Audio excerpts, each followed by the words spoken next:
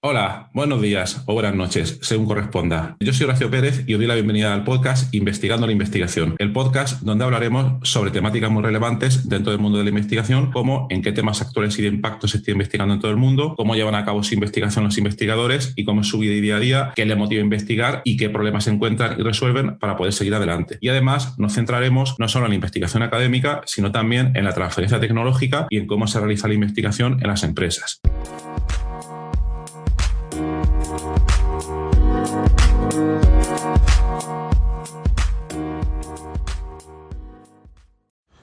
Hola, hoy es miércoles 9 de febrero de 2022 y hoy te traigo un episodio sobre bioinformática estructural, concretamente descubrimiento computacional de fármacos y más específicamente de técnicas de cribado virtual.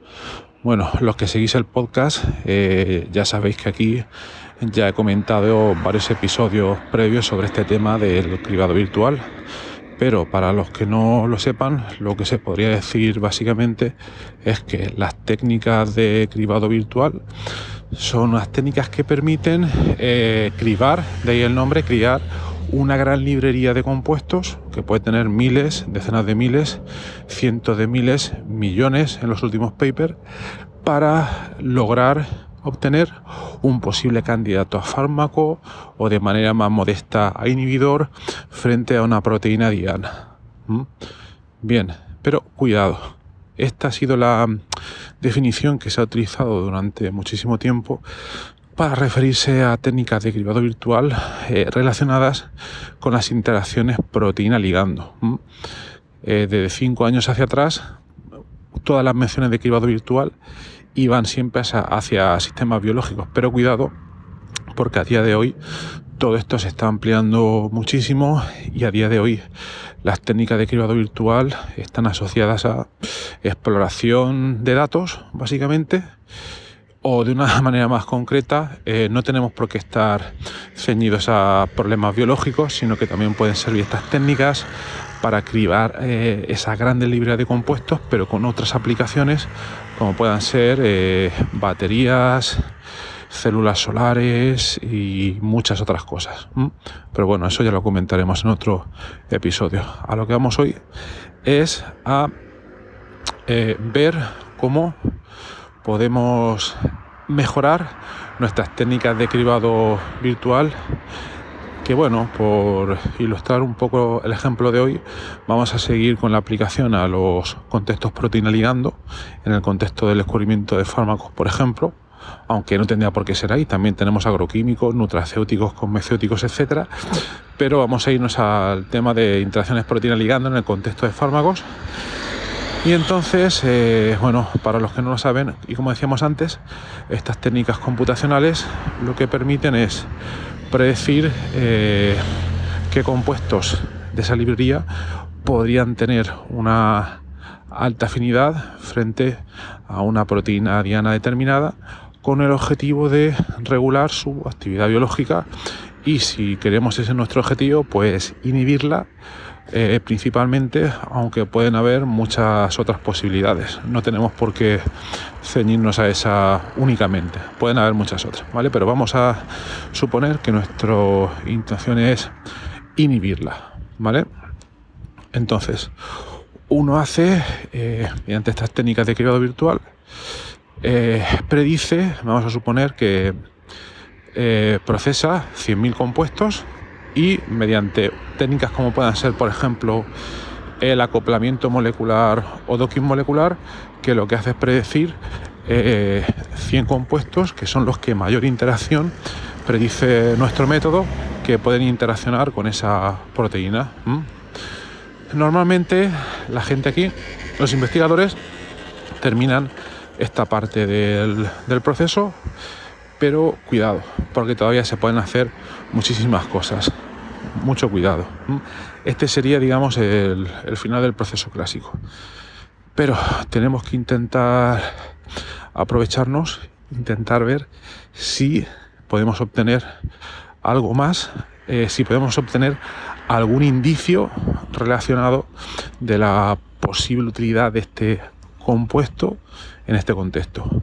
Me explico. Voy a ir primero a la parte práctica y luego lo comento de manera un poco más detallada.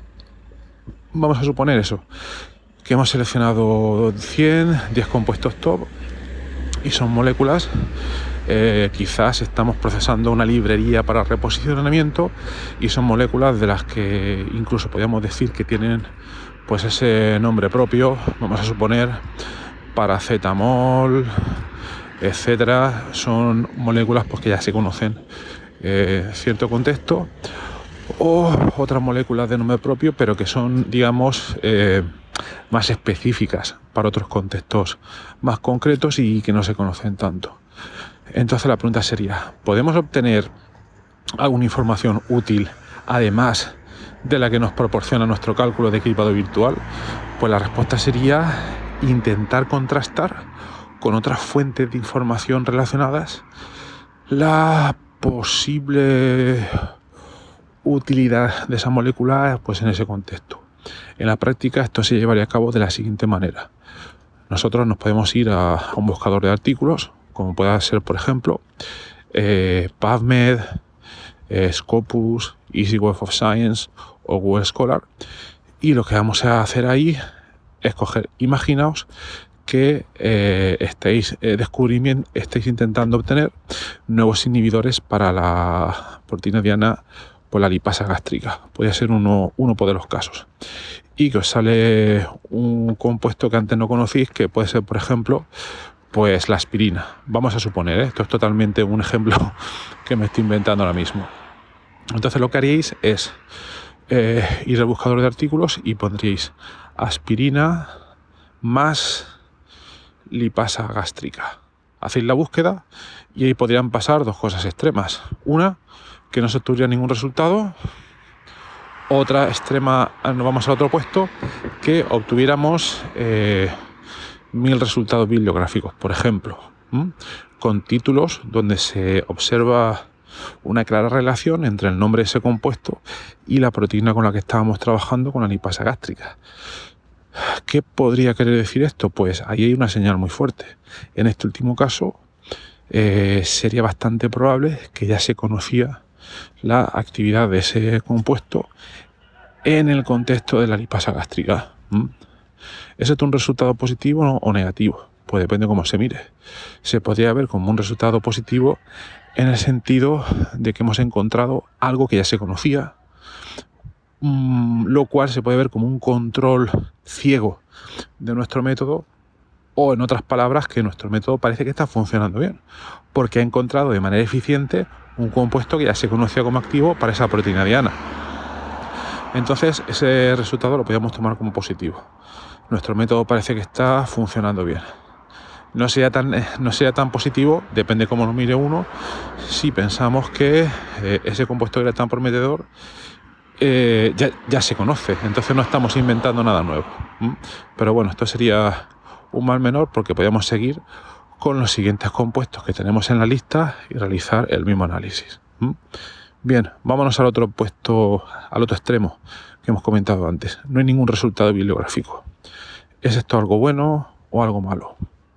Pues oye, el que no haya ningún resultado no quiere decir, no puede afirmar o confirmar que lo estemos haciendo mal, simplemente quiere decir que no se conoce todavía o no se ha reportado todavía el uso de ese compuesto en este contexto o con esta proteína diana.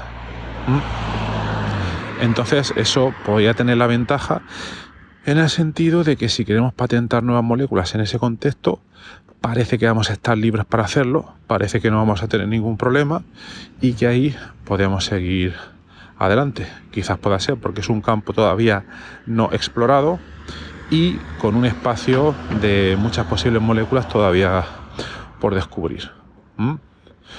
Vale, pero fijaos, y por volver atrás lo que estábamos comentando, que aquí lo que estábamos haciendo era nombre del compuesto más nombre de la proteína diana. Ya veis un poco por lo que se puede hacer aquí. Esta información adicional previa, explorando en base de datos de publicaciones de la información que se podría obtener. Pero vamos a irnos un nivel por encima, 1 o 2 niveles por encima. ¿Qué es lo que quiero decir? Ahora, yéndonos otra vez al caso de la lipasa gástrica, vamos a suponer, la lipasa gástrica es una enzima que está relacionada con la pérdida de peso, porque es la enzima que procesa los lípidos, le hace las grasas. Entonces, un nivel más generalista por encima, podríamos hacer una búsqueda de bibliografía tipo nombre del compuesto más pérdida de peso. En inglés, claro, para obtener mayor cantidad de resultados, ¿vale? Bien, pues hacemos esa búsqueda, el nombre del compuesto más pérdida de peso, y nos vamos a los dos extremos. Uno de ellos en el que no se tiene ningún resultado, ya lo hemos comentado antes, y otro de ellos en que se obtienen una gran cantidad de resultados. ¿Qué conclusiones se podían sacar de esta segunda situación? Pues aquí hay que tomarlo ahora con un poco más de cuidado, porque podría suceder que toda esa cantidad de resultados donde nuestro compuesto sale relacionado con la pérdida de peso podría o no podría estar relacionado con la proteína diana frente a la cual estamos trabajando, que es la lipasa gástrica. Entonces, mucho cuidado con eso. Ahí lo que podríamos hacer es pues estudiar algunos de esos resultados para ver si alguno de ellos sospecha, da alguna posible hipótesis de la relación de la actuación de ese compuesto en la pérdida de peso con posible implicación de la lipasa gástrica. Fijaos que hubiera algún paper experimental clínico que dice, bueno, nosotros argumentamos que después de unos resultados de administración del compuesto X que comentábamos antes para pacientes en el contexto de la pérdida de peso, nosotros hipotetizamos que podría ser debido a la lipasa gástrica. ¿Cómo podríamos relacionar eso con nuestros resultados in silico? Pues podríamos a su vez unir la hipótesis que han obtenido ellos con el resultado de nuestro cálculo y hacer una hipótesis más fuerte diciendo, vale, lo que hipotetiza este paper está totalmente relacionado con los resultados que se obtienen de mi cálculo. Entonces, esto es una fuerte evidencia que no se puede tomar como la realidad total de que este compuesto debería actuar mediante el mecanismo de la lipasa gástrica para ese contexto. ¿Y qué haríamos ahí? Bueno, primero lo tomaríamos con cuidado, como estamos diciendo, y luego ya nos podríamos encaminar, obviamente, a hacer un experimento totalmente dirigido para estudiar de manera más contundente si esa relación es efectivamente por la que se produce.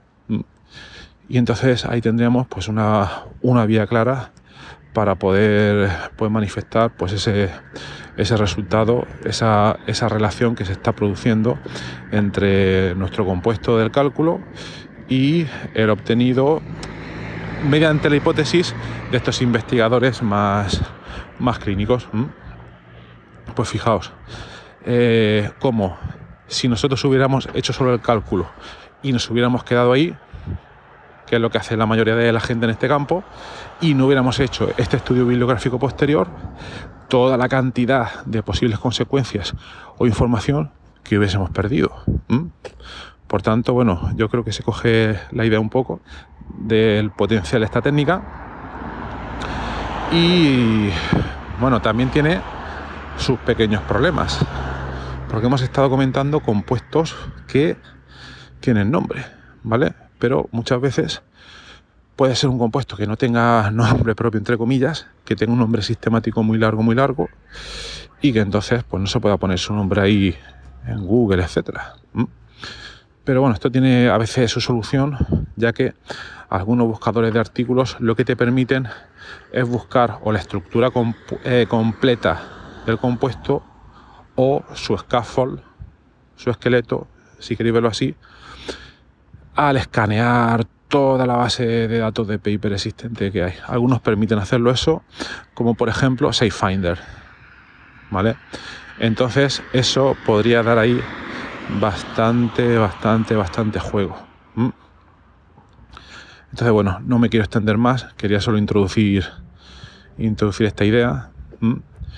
Y bueno, también pensar que, como comentaba al principio, estábamos hablando aquí y ahora de interacciones proteína-ligando en el contexto de la farmacología, pero igualmente se podía aplicar a otros contextos de criado virtual, como comentábamos al principio, relacionados con células solares, sustancias magnéticas, etcétera, etcétera.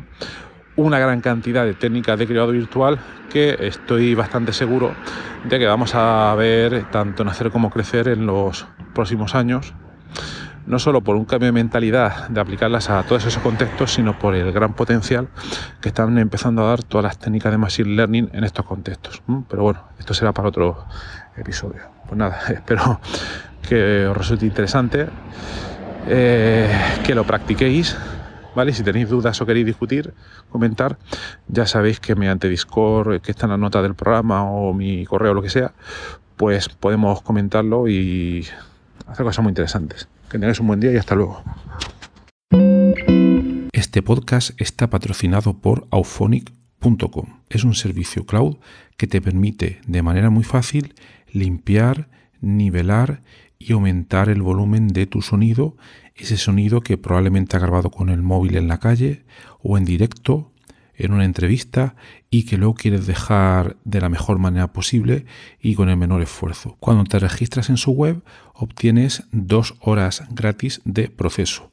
Pero para los oyentes del podcast y utilizando el cupón que viene a continuación, vas a poder obtener 25 horas.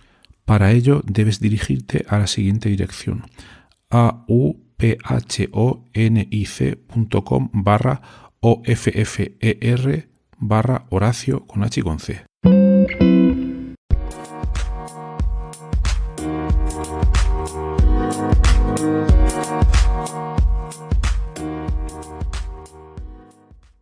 Gracias por estar ahí y por escuchar este podcast. Os recuerdo que en la nota del episodio tenéis los detalles sobre muchas de las cosas que hemos hablado hoy, y también un formulario donde, si quieres, puedes opinar sobre el podcast, para bien o para mal, como quieras, estás en todo tu derecho, y también sugerir, si quieres, un próximo entrevistado o tema que está relacionado con la investigación, claro, pues tu opinión me parece muy importante, tanto a mí como a toda la audiencia de este podcast que va creciendo y que va contando muchas cosas interesantes. También comentar que si te interesa alguna de las técnicas que hemos mencionado hoy de manera muy breve en el podcast, me puedes contactar directamente y te puedo dar más detalles. Y por último, si te ha gustado, te agradecería muchísimo que lo recomendases a quien veas que le puede interesar y difundirlo por las redes sociales o donde sea. Y nada, y si estás en Apple Podcast, pues ponernos ahí 5 estrellas o 4, como quieras. Siempre viene bien. Muchas gracias. Hasta luego.